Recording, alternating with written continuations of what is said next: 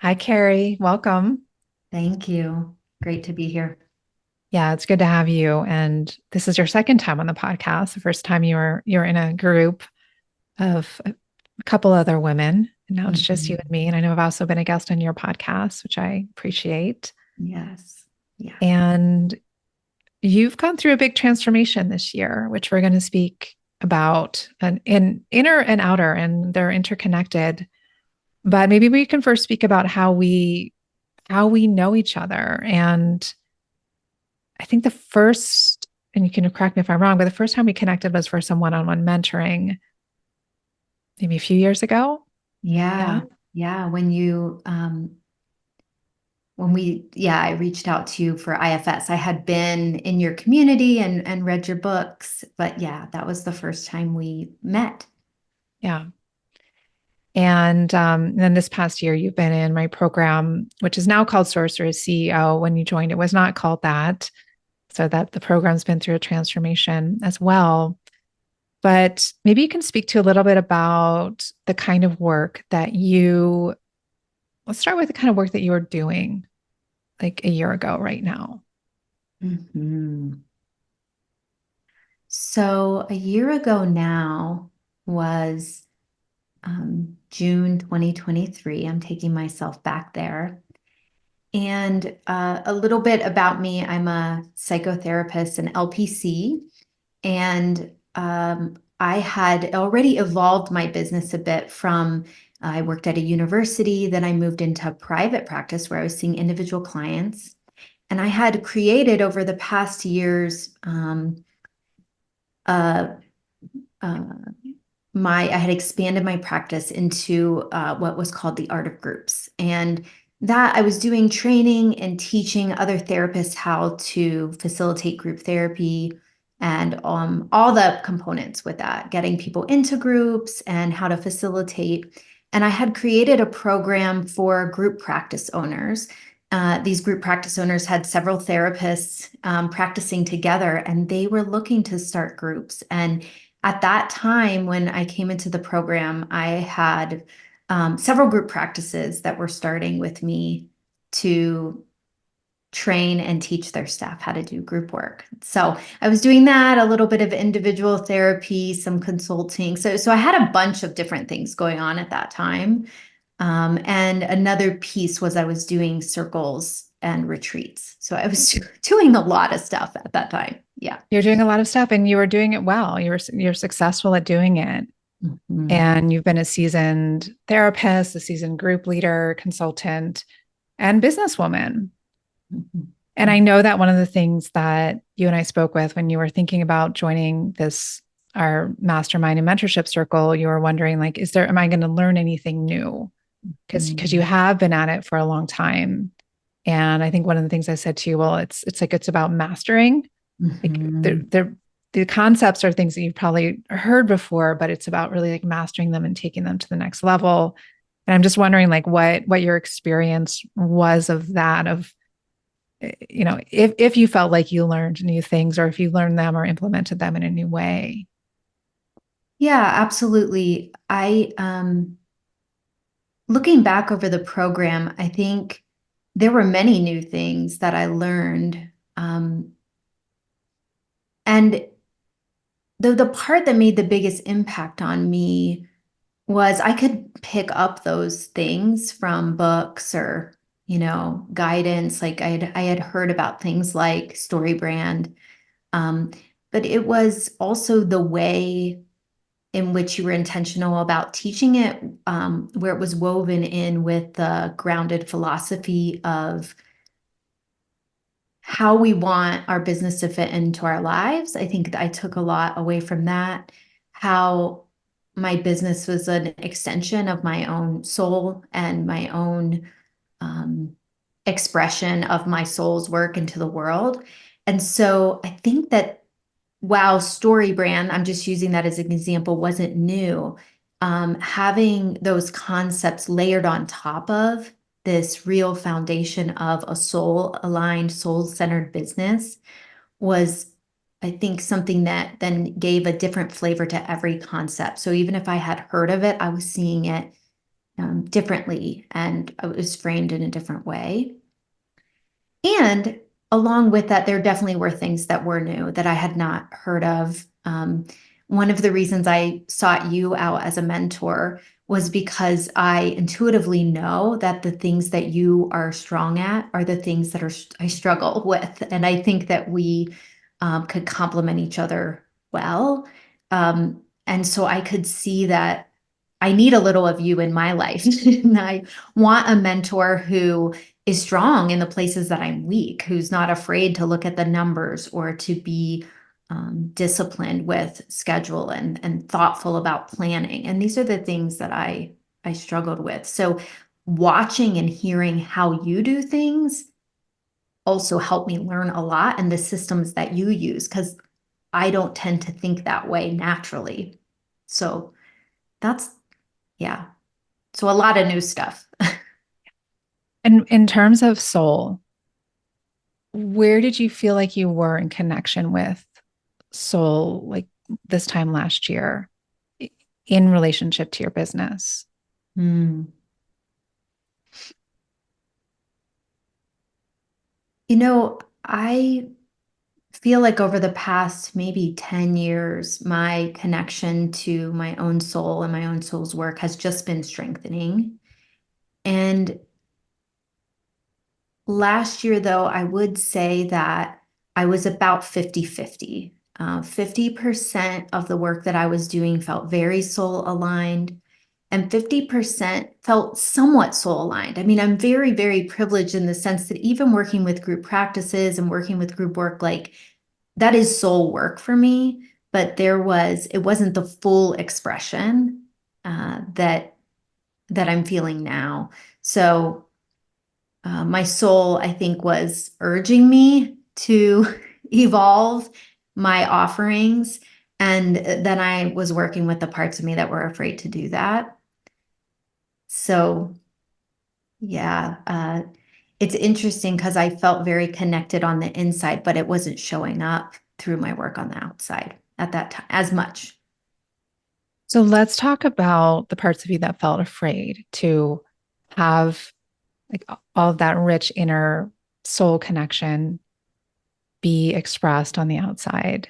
Mhm. And I'm saying that because I know that that is common for women, especially in therapist communities, or you could say professions that are not inherently, like air quotes, spiritual, where it's like we kind of feel like we need to hide our spiritual self and Mhm. lead with other credentials.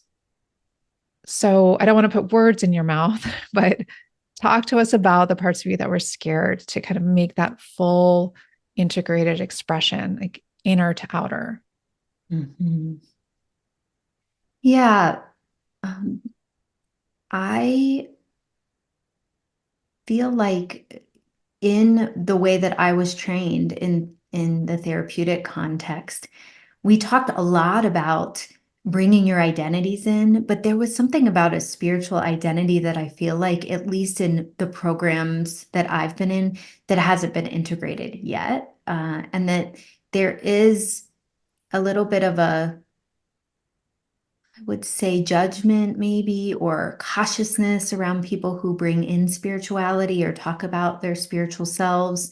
There's at least a feeling that I had that the clinical work had to be very scientific and evidence-based, and um, that we really needed to be able to explain everything that we're doing and why. And it could feel kind of heady, especially being at a university, and we were very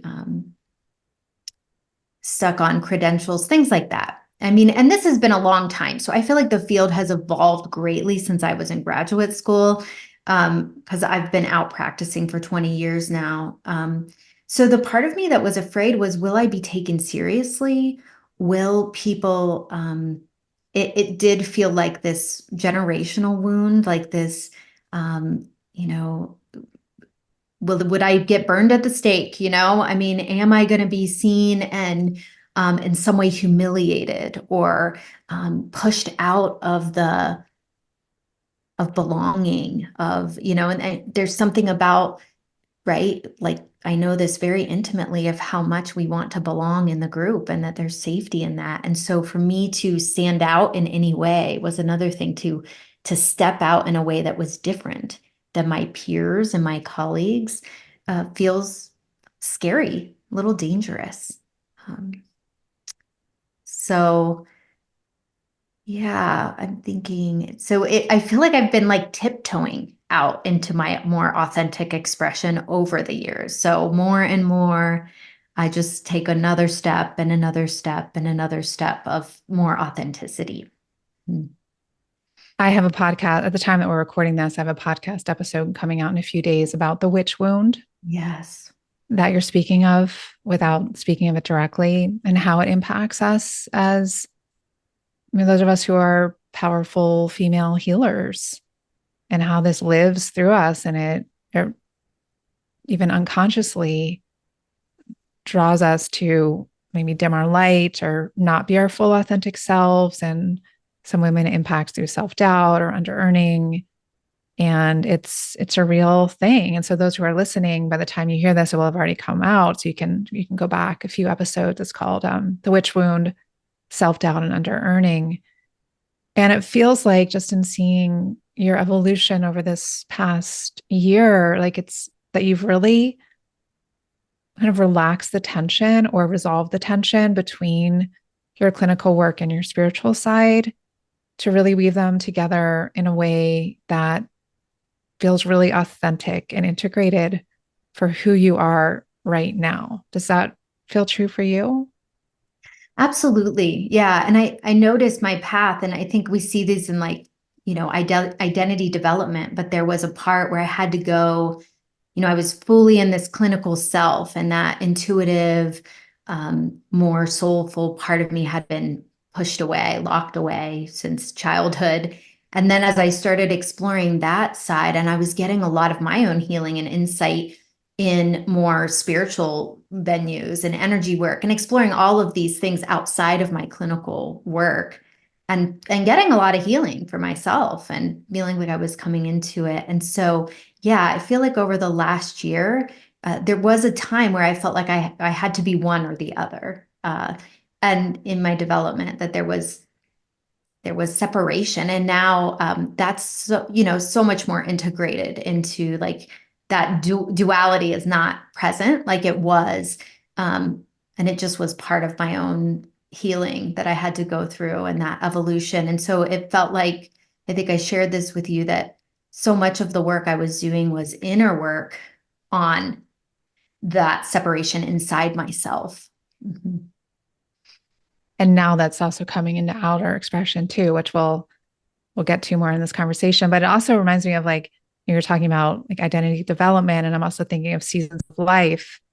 And you and I are around the same age, and it's like mid to late 40s, and this time in the terms of the journey of the soul, it's like we're coming out of our midlife initiation. Mhm. And coming out of the midlife initiation, it's really a period of offering our true work Mhm. for until like our elder initiation. Yeah. And it feels like what I've witnessed in you this year has been like really laying down the platform for that like next evolution of your work. Does that feel accurate to you? Yeah, it does. It does. And yeah, it's been for me, like I feel very tender thinking about the process because um, it's just been such a empowering process to allow myself to really do that work and see, um, trust my work in the world and trust my knowing of what's next, even if I'm afraid. And yeah, there is like a maturation of my work that feels like it's here right now. And it feels really good. There was a lot of confusion that it, felt like parts that were part of that fear. And um, it feels really good to have that confusion lifted. That doesn't mean there won't still be parts and fear and all that, but the confusion was really present when I came into the program. Yeah. And I also want to validate that the confusion is part of the process. Yeah. So it's like you came in with that confusion. And I also, another word that I know you've talked about a lot this year is courage, Mhm. that this has taken a lot of courage for you. And understandably. Mhm. And yeah, do you want to say something about that?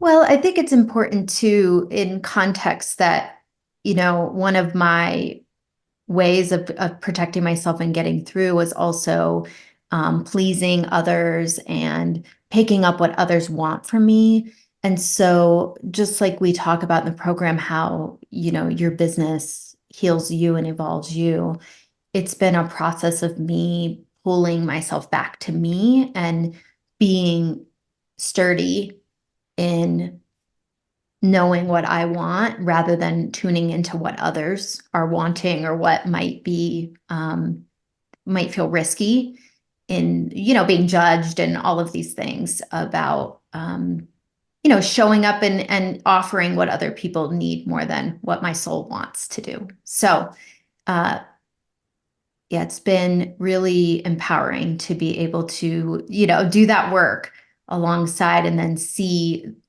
what a different place I am now. And I also want to say it takes courage to walk away from things that have been working and that are bringing in revenue and that are helping people. And, again, you're in a season of business where we talked a lot this year about how it's been about pruning and simplifying. And some people are in different stages where it's about building up and like creating things, but you've been about taking things away like this so that something like a new formation could be revealed through that. Yeah. Yeah. The letting go, it's just been letting go, letting go, letting go. And so I'm left with what feels truly like the thing that my soul most wants to express. And I'm at a stage in my life too where I just don't feel like I have the time or the energy to focus on things that aren't, I mean, it's a privilege too, but to focus on things that aren't really my true work. And so, but yeah, what it did not come easily because, there were lucrative offerings and there is something about, if something's not working, it's a little easier to let go. But when it goes okay, I see so many people like this, like they're like, but this is a great job, this job is like, I get health insurance, I get this, I get that, and so that makes it harder to let go when things are working and they're not totally out of alignment. A lot of the work I was doing was in alignment. It was just like 70%. Yeah. Or like, I know we were just talking recently about Gay Hendricks' work with Zone of Genius, or like you're in your zone of excellence, which is not your zone of genius. Mm-hmm. And one of the things he teaches about is to like have big red danger signs in your zone of excellence, because we can spend most of our time there because things are working there and we're very good at it, but it's not our zone of genius. It's Mm. not what we really came here to do. And the zone of genius is the place that can feel a little edgy, a little scary, and require that courage to just really commit to just standing in that. Yes. Yeah. Oh, I love that. Yeah. Mm-hmm. I'm also like your journey this year feels really representative of this weaving together of, we could say, like masculine and feminine practices, and how at the beginning we start with the inner vision, the desire, and the intention, which is formless. It's like the feminine state. And I remember you sharing that your intention revolved around coming, like you came in with this confusion and this desire to move from like 50% soul aligned, 50% not, to closer to 100%. And can you speak about like that initial intention that came through for you that then was your guiding light throughout this year? Mm-hmm. Yeah. I One of the things that's become really clear to me, I'll share a little bit, so just to kind of ground it in my journey, that as a group therapist, there was so much beauty in the work that I was doing. This work wasn't out of alignment. There was beauty and connection, and I loved what I was seeing in the group work, and I was passionate about it. But I got to a certain stage where I wanted more. I felt like there's more. There's more depth. There's a different way of doing this. And I went on a search. And when I found my mentor, Jala Bonheim, and she introduced me to circle work, which included a lot of spiritual components, included meditation and music and movement. And it was a much more feminine way of doing group work. I was like, okay, this is it. This is the work. So I knew that group work was for me, but it was this new evolution of group work that felt like one analogy. So it could be in my head in group work, but I would move to my heart. And so my intention for the program was that my soul and my heart would be aligned and that my work would flow from there. Because I really felt like we live in this society that really prioritizes the head, and the thinking and the strategy and the business in that way. And yet for me, I want to be the heart to be the lead and head to follow with the heart. And so that really was my intention, because I knew that these other things that I were doing, it felt like maybe the head was leading there. And there was a little fear of like, can the heart really lead? Like I hear that, I believe it, but really, can I trust that? And that was my journey over the year, is trusting that yes, it can. And where has that led you now, 1 year later? Mhm. So, yeah, I went through a process of kind of like resisting letting go. Like I knew, and I'm sure a lot of people can resonate with this, like I knew what needed to happen on some level. I could feel it. I could, sense it, but I sort of like would dismiss it or try to find a way around it. Or maybe I can just do a little bit of this and a little bit of that. And through a series of different things that happened over the fall, it felt like the universe conspired with me to just help me to shift things. And I just noticed that I really wasn't excited to do the group practice work as much. It just wasn't the thing that felt most juicy, most exciting, most aligned. Because I wasn't teaching, I wasn't doing the experiential work that I do in circles. Because this was like an online program, so um, I basically just decided to dissolve that part of my business, and which did take a lot of courage, because I had built online courses and I had done a lot of things, but um, it just didn't feel as aligned. So I let go of that probably around the winter. It was like December that I made a decision that I wasn't going to continue to offer this program. And I really didn't know what was going to take its place. So that was a period of unknown. And now I have transitioned to what was really calling me, which is to support therapists who are really wanting to also expand their group work into more soul aligned group work, and to doing more um, movement, meditation, and incorporating a lot of different modalities into their work. And so I just put all of my focus there and started developing that program. Yeah. I know one of the things that you shared in a recent call was, as you looked back, you saw that one of these offerings that was doing really well and fulfilling on some levels, but you knew it wasn't a full yes anymore. And it was very lucrative, that this new program that you created matched that, how much you were bringing in from that other one. Mm-hmm. And that this new program, like it was hard for you to see that, because it just felt so much easier to offer. Yes. Can you Yeah. speak a little bit more about just realizing that? Mm-hmm. Yeah. I had this idea that, man, it's going to be really hard to replace the income and what I've created over here. That's going to be really challenging. And when I created a mentorship program, which is basically the same thing. It's not like it was pivoting really far, but I created a program that's using a lot of my same skills, but just is working with people who are 100% aligned with the type of group work that I now feel most called to offer, rather than people who are called to a lot of different types of group work. I was just spreading myself pretty thin, and now I'm pretty focused on a specific type of person who wants a specific thing. And yeah, it's just that it was amazing to me to see that, oh, this is just as lucrative and it feels so different. And I think I didn't realize the amount of energy that it was taking from me to do something that was 70%.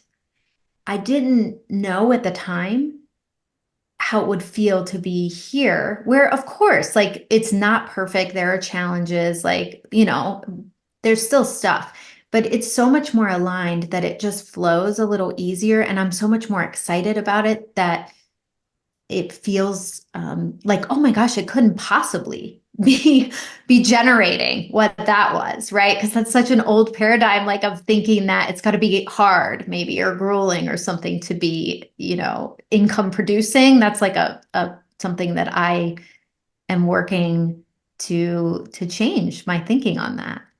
Hmm. Yeah, it's a big just cultural belief that you have to work hard to be successful. Yeah. Yeah. And that things can't just come with ease.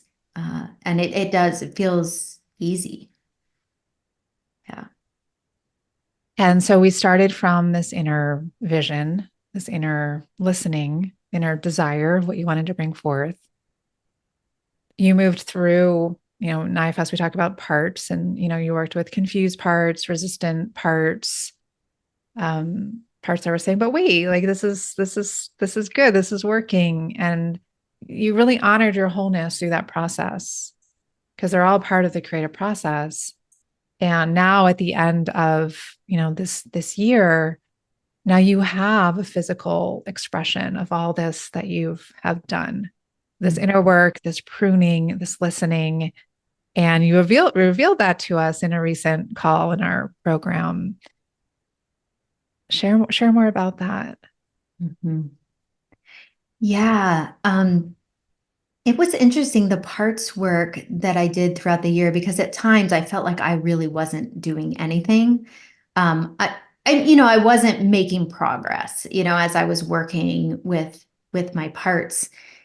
And yet, like, looking back over, much like therapy, we look back over time, and when we're in it, it's hard to see the changes that are happening. But I really did a lot of inner work around what is um, what's behind this confusion, what is coming up, where is the conflicts, what am I afraid of, all of those kind of things. And then in and I was taking things in along the way. So I want to be clear that it wasn't like it was like braiding, the braiding process of, like, I would get something and I would move a little closer, but I was still holding on to other things. So, there it was weaving through. But there was a time, and it felt like it was March, April time, where something really clicked in and I started to experience a lot more clarity. And I made peace with the letting go. Like, I just had to have a process of really allowing myself to let go, because I love parts work in that we can honor all the parts and all the seasons and all the stages. And I know that, like, if I wouldn't have had that experience of building that group program that I did and being able to have success with that, I don't know that I would have had the courage to do what I'm doing now. Like, I needed that experience. I needed the experience of being outside of a university, which created things for me, to be able to learn that I can create and market and do this on my own. And so, to me, it makes sense. Like, I had to do it maybe in a lane that felt safer at first, because the challenge of creating and standing for yourself as a businesswoman and offering something that you created, it takes enough courage. And then I had the other courage of doing something that felt a bit out of the box from traditional psychotherapy. So, um, I I really love that I could honor that. And so once I made that shift and was able to let go and kind of take my next step into more courageous action, um, I spent a long time trying to write my copy. And you would think that, like, I'm so passionate about this that it would be easy to represent, but no, it was not easy for me to represent what was in my heart and soul because writing is not like my favorite thing. So that was another thing that I just want to share is that it was such a wise decision for me to realize that this is something that I had the ability to hire out, and I will never regret that decision. And I think that there was a lot of permission throughout the program to figure out where you are and what you need to do on your own and what you need to hire out, which is like very practical, right? Because we can know what our soul wants to do, but if we can't put it into action. So I worked with a wonderful copywriter, and she just was able to communicate with me the vision. And, of course, I did a lot of work in expressing what I wanted. And so that collaboration between the two of us, um, it really felt like I got feedback from a couple of the women in my mentorship program because I showed them. And they really are the people who I'm feeling most aligned with and called to serve right now. And they said, oh, when I saw it, I said, that's Carrie. That's Carrie. Like that, there she I is, just got goosebumps. Mhm. And Yeah. that felt so good because that's what I wanted. That was the outcome that I wanted, that when somebody comes to my website, that they would feel my soul, my heart, my offering, and then decide, if they aligned or not. So that felt like the best validation. And so next month, it will be launched and out in the world. And yeah, it feels really good. Yeah. And most of my, like, a lot of those parts that were resistant are kind of cheering. They're on board right now. So that feels really good too, to notice I'm not dragging anyone along at this moment. Yeah, maybe they just had to see like what it felt like, what it looked like. And I remember in one of our calls, we talking about pruning, like we did a screen share of your old website and kind of went through like maybe take this out, like there were because you had so much on there. And like you said, it's like all of those pieces are all those things are necessary to get you to this point.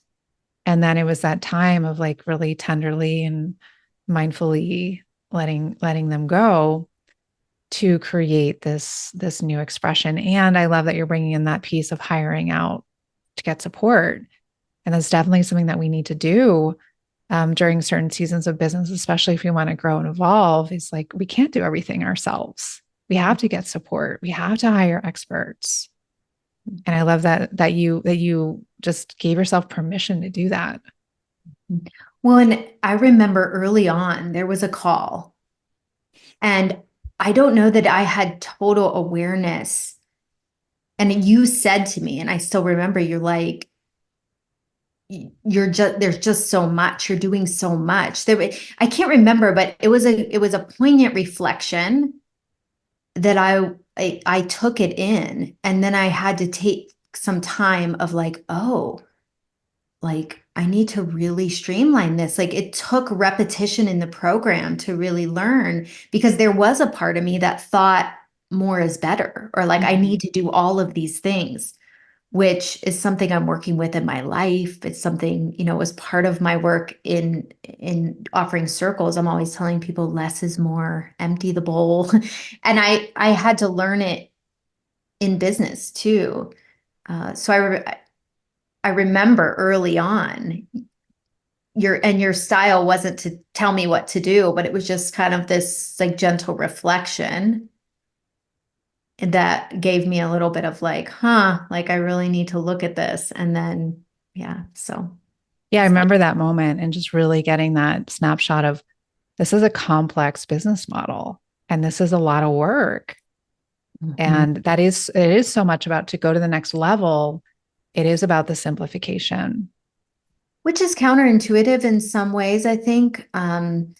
But I remember reading that book too that you recommended when we started out, around simplifying and Essentialism. essentialism, and that really felt like a great basis for someone like me who can tend to complicate things, I felt like, and is part of my spiritual practice, part of my work is really like less is more. And so it's really rippled out into my life. And that's another big aspiration that feels really good about this shift, is that um, my business is more representing how I want to live my life. And that constraint and kind of less is more feels really, really true for my offerings, for how I want my days to look. So that's been a big change. Yeah, like the conversation around business models is something that I'm really passionate about because it's really important because it's like really and during different seasons of our lives to be really intentional about the business models that we're creating. Because like, does it create the structures that not only help our soul to move out into the world in the ways that we want, but also that allows us to work in the ways that we want and allow us to live in the ways that we want. Mhm. And so this year, like you really you restructured your business model so you can live and work in a different way. Mhm. And it also feels so important. And I think for the work that we do, it's like, um, a lot of times doing transformational work, or it's like we really have to be aligned with our message and our values to really have the full power. And so for me, um, that can't be out of alignment, or my energy and what I show up to my work with is going to feel off to my clients. And so it feels really good to feel like I'm walking the walk, and of course not perfectly, but that I'm stepping towards more and more alignment, um, so that my soul can come through clearer. And that was something else that I really kept my eye on. And I think the program helped me stay accountable to, just by like paying attention to it. Yeah. So what are you most excited about that's ahead of you now in this regard? So my favorite time of year is coming up. I mean, right now I'm really excited, and we were in our call today, and I was like, summers need to be, at least for the next few years, like really, really down time for me. My kids are at ages where I just feel like it's really sweet. It's like a really sweet time. And I'm spending a lot of time in gratitude, knowing that they're going to be teenagers. And maybe that'll be sweet, but I'm not relying on it. So I'm trying to like soak in like where they still kind of want to spend time with me. And I'm not getting a lot of pushback. So we're going on a family vacation this Sunday. And really thinking about that, I feel really empowered that I can have a business model that, um, I can just be intentional. Like, they're home in the summers, and I only get a few more till they're gone. So I can just ramp way down. So that feels good. And in the fall, I facilitate retreats for group facilitators who want to learn this modality of work. And so I'm really excited. I like to refine and just really keep um, listening and making the retreat more enriching for folks. So I'm looking forward to that. I love fall. Fall's my favorite.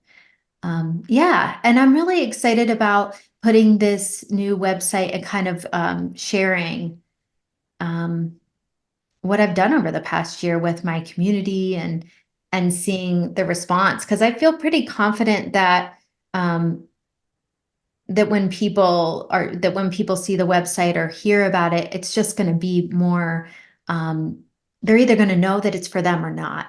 And that feels really like a service for all of us. And that feels good to get more people who are looking for what I can offer. And I just think it's gonna, I think I was maybe confusing people, and not necessarily getting exactly who it was meant for. So there's a lot of good stuff coming up that I'm excited about. Yeah.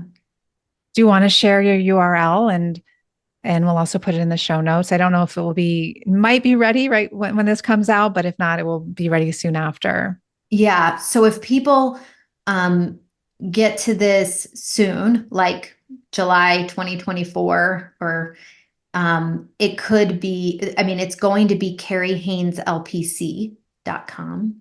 And that's Haynes with a Y, carriehayneslpc.com. And um, If not, they can go to Art of Groups, which was the former name. And so it might be that still. So I'm hoping it's in the process. Everything's made, but they're just like doing the final tweaks to launch it out into the world. So either way you go, if you look up my name, Carrie Haynes, Art of Groups, Well, if someone sees Art of Groups, then they'll see redirect. yeah, the transition. They'll see Oh the yeah. before and after. Yeah, if you go to Art of Groups, if it's still there, you get to see how it's changed and the evolution, which is kind of fun. I like want to keep a copy, just a Yeah. evolution. But yeah, it feels good. And they can also catch me on my podcast, which again, that's name will be changing too from Art of Groups to the web, um, which is Weaving Psychology and Soul in Circle, which feels good. Love that. Yeah. Yeah, Yeah. we'll put those links in the show notes. And Carrie, I know that some of the women who are listening may be interested in Sorcerer's CEO, and I'm wondering if there's anything that you would say to any of those women right now at the end of your first year in the program. Mhm. Yeah, I would say to really listen in, and I think that there's a place inside of us that knows, and for me, it's usually somewhere in my solar plexus belly lower area that sort of pulls me, and then my mind wants to get involved and have a lot of opinions, but I just hope that if you're feeling called, I had a lot of questions. So I also would encourage if you feel that pull in your gut, like, I think this might be for me to listen to that. And, one thing that was really helpful to me, Sarah, was just going back and forth with you on some of my questions and just helping those parts of me that were afraid of not showing up for myself, afraid of the investment, afraid, I think those parts are natural. So to honor and respect those parts, but maybe ask questions. And it's been well worth it for me. And I've actually been really proud of myself for showing up and going through the process. So I think if you're called to it, I would take a risk and step into it. The support in the community and your wisdom is really, really powerful in creating that support that can enable a transformation. Yeah, and I just wanted to echo that about the parts that have questions. Like we can feel the yes, and then it's like, yeah, but I need to know, like these parts want to know this. And I was more than happy to personally just dialogue with you about that. And just for anyone listening, I'm very happy to do that with you too, because it is a big investment financially, energetically, time-wise, and because that's what's needed to have a big transformation in this way. We need a year to, because you had to go through all those different phases to get to where you are now. There are no shortcuts. Mm-mm. And so you need to make sure that your parts are on board to really have that kind of a journey. Mm-hmm. Absolutely. Yeah. And if I would have just listened to those parts that had the concerns and not checked it out, I would have missed out. And who knows, I might be spinning my wheels. So of course there's more challenges to come, but it feels really good to be in a very different place now. So I wish that for them. And the other thing I would say is we need you. We need what offering you have inside of you, because I feel like it's just the time that we all need to link arms and show up bright and strong and brave. Yeah. Oh yeah. It's it's like it's an all hands on time deck. All hands on deck time in history. Yeah. And it's like with the witch wound, it's like we can't it's okay if we have self-doubt, it's okay if we have fear. It's like, but we need to support each other and show up anyway. Mhm. And I love that.